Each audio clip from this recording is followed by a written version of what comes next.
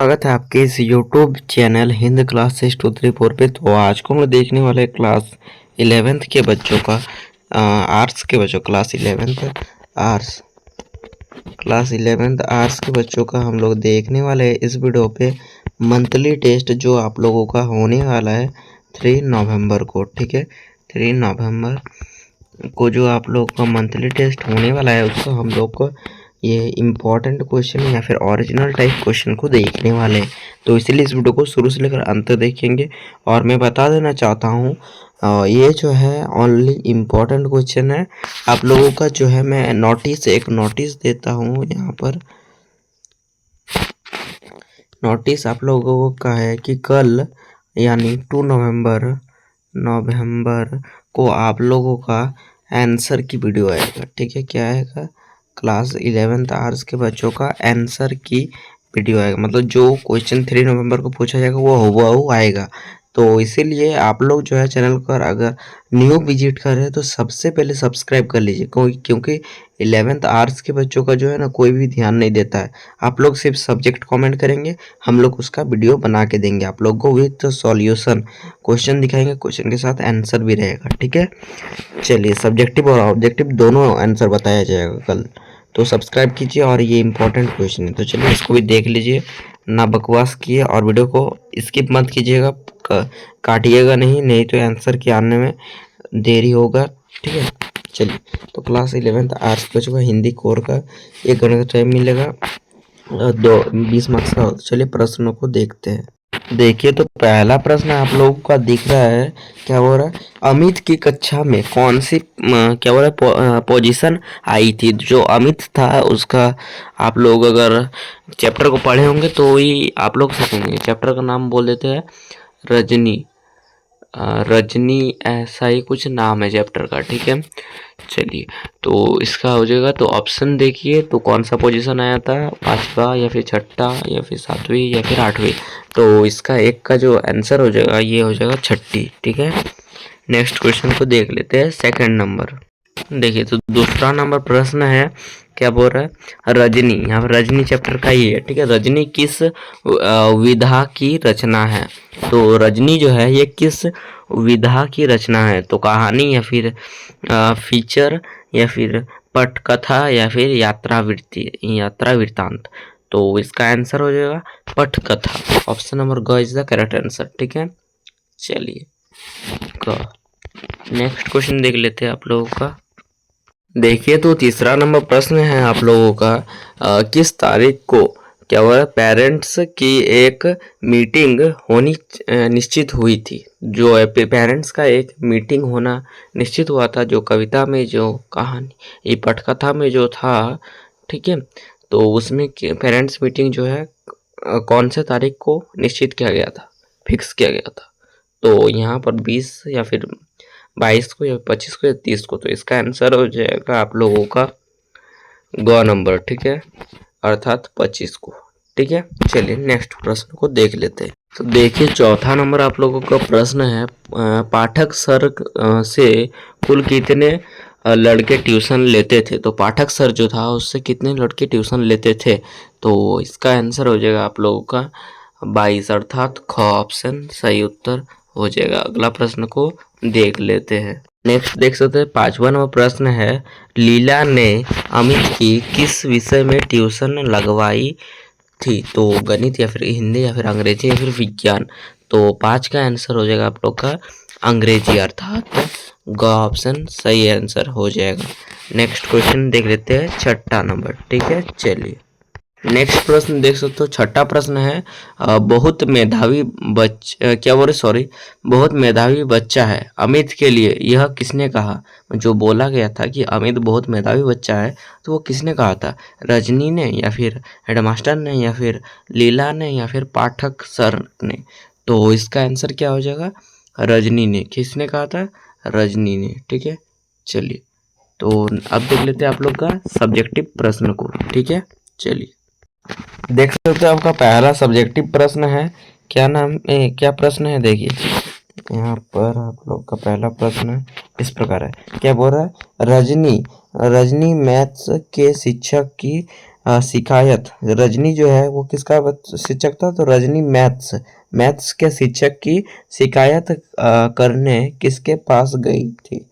Rajni maths के शिक्षक की शिकायत, रजनी जो सॉरी मैथ्स का टीचर नहीं है, रजनी जो है मैथ्स के शिक्षक जो थे, मैथ के जो शिक्षक जो थे उसको शिकायत करने के लिए किसका पास गया था, तो रजनी स्कूल के प्रिंसिपल के पास मैथ्स के शिक्षक की शिकायत करने की गई थी। जो प्रिंसिपल के पास गए थे रजनी, और उसको जो है शिकायत की थी मैथ्स के टीचर के बारे में, शिक्षक के बारे में। नेक्स्ट दूसरा प्रश्न आप लोग को देख सकते हो यहाँ पर क्या बताया गया है। दूसरा प्रश्न में रजनी पटकथा पढ़कर आपको क्या संदेश मिलता है। तो पहला इसका आंसर इस प्रकार है, इस पाठ से हमें क्या बोल रहा है, अन्याय और झूठ का विरोध करने की प्रेरणा मिलती है। यदि हम अन्याय को सहन करते रहेंगे तो अन्याय का हौसला बढ़ता जाएगा। चलिए अगला प्रश्न देख लेते हैं, 8वां नंबर। देखिए तो 7वां हो गया, 6 प्रश्न तो ऑब्जेक्टिव था, 7वां हो गया, 8वां भी हो गया, ये 9 नंबर, ये जो है आप लोग का 9 नंबर प्रश्न है। ठीक है, 9 नंबर प्रश्न इस प्रकार है, रजनी संपादक से क्या सहायता मांगती है। देखिए, रजनी संपादक को ट्यूशन की समस्या बताती है तथा उसे अखबार में छापने का आग्रह करती है। वह उनसे कहती है कि 25 तारीख की पेरेंट्स मीटिंग की खबर भी प्रकाशित करे। इससे क्या हो रहा है, सब लोगों तक खबर पहुंच जाएगी। व्यक्तिगत तौर पर हम कम लोगों से संपर्क कर पाएंगे। इस प्रकार है। तो 10वां प्रश्न को देखते हैं, और 3 प्रश्न बाकी है, 10वां, 11वां और 12वां। चलिए देखते हैं 3 प्रश्नों को भी। देख सकते हो 10वां नंबर प्रश्न है, जब रजनी हेडमास्टर को सच्चाई बताती है तो वह क्या कहता है। जब रजनी हेडमास्टर को सच्चाई बताती है तब हेडमास्टर चीखकर रजनी को कमरे से बाहर निकल जाने के लिए कहता है। जो बोल रहा है, चीख कर बोला, रजनी को बोला जब बाहर निकलो, ऐसे बोला, बाहर निकलने के लिए कहता है। ठीक है, अगला प्रश्न देख लेते हैं, 11 नंबर। 11 नंबर प्रश्न देख सकते हो क्या बोल रहा है, अमित की उदासी का क्या कारण था। अमित एक होनहार छात्र था। ठीक है, अर्धवार्षिक परीक्षा तक उसे गणित में 96 अंक मिले थे। जो अर्धवार्षिक परीक्षा था तब तक जो है उसे गणित में कितना 96 अंक मिला था। ठीक है, वार्षिक परीक्षा में उसका पेपर बहुत अच्छा हुआ था। उसे पूरा उम्मीद था कि 95 मतलब 95 अंक से कम नहीं मिल सकते, पर उसे 72% अंक मिले थे। सिर्फ 72 ही मिला, उसको विश्वास था कि 95 कहीं भी नहीं है। ठीक है, तब भी 72 मिला। ठीक है, उसके मैथ से टीचर ने उससे क्या बोला, अनेक बार ट्यूशन रखने की बात कही थी। मतलब ट्यूशन रखता है जो उनको ही नंबर देता था। सिर्फ स्कूल का जो मास्टर सब था उसका पास ट्यूशन रखेगा जो उसको एकदम पूरा फुल मार्क्स देगा, जैसा भी लिखो, खराब भी लिख रहा है तब भी। ठीक है, समझ रहे, मतलब कितना शिक्षा का स्थिति कितना खराब थी तब। ठीक है, देख सकते हो बात कही थी, पर वो क्या हो रहा है, पर उसे इतनी आवश्यकता महसूस ना हुई। लेकिन परिणाम देखकर अमित क्या बोला, बेहद दुखी और परेशान था। ठीक है, उसकी मेहनत किसी काम ना आ सकी। मतलब उसका जो इतना मेहनत किया था वो कोई काम नहीं आ सका। ठीक है, और ट्यूशन ना लगा कर उसे गलती का एहसास हो रहा था, इसलिए वह उदास था। मतलब इतना पढ़ा वो अमित, तब भी उसका जो है कम मार्क्स आया। क्या आया, कम मार्क्स आया, इसीलिए वो बहुत ज़्यादा उदास था। ठीक है, चलिए अगला देख लेते 12 नंबर प्रश्न को।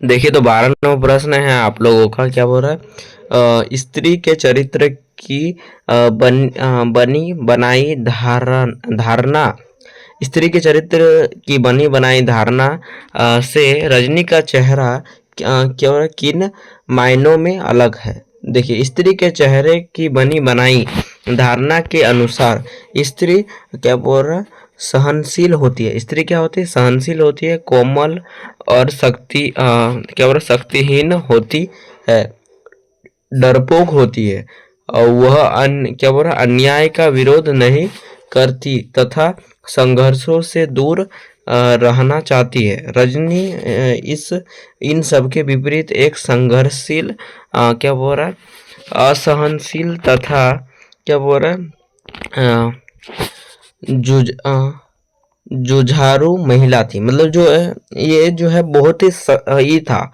संघर्ष करेंगे, जो अन्याय है तो अन्याय का विरोध करेंगे, ऐसा था रजनी में, ये उसका जो रजनी था।